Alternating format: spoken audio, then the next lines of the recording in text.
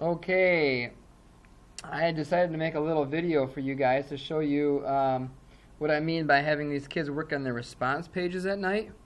Um, Basically, what they're going to do is they're going to read their next chapters in their guided reading books. And some groups have 2 chapters to read, some have 4, 5, or 6. But basically, they're going to fill out this, what I call as a response sheet.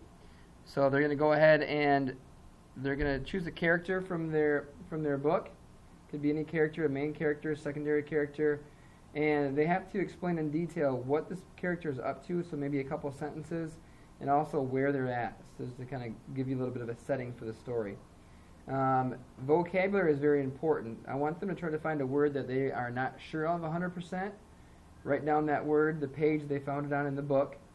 And then I want them to use their context clues in the book to write down what they think the word means based on what they read in their book, and then actually go ahead and look the word up, just to kind of work on some dictionary skills.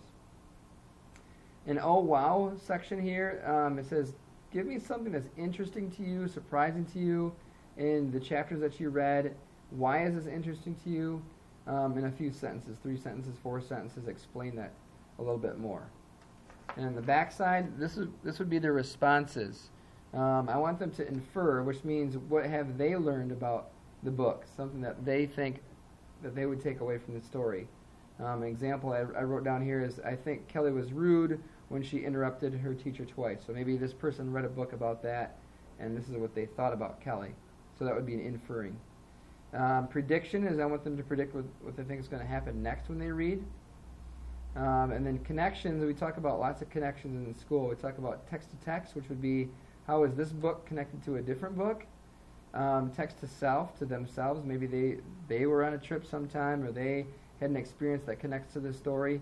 Or it could be text to movie, so what it reminds them of. The question time, down here number 4, says, what questions do you have about today's reading? If they can't think of any, then pretend that they could be in the story and they could ask a character something creative. What would they ask them?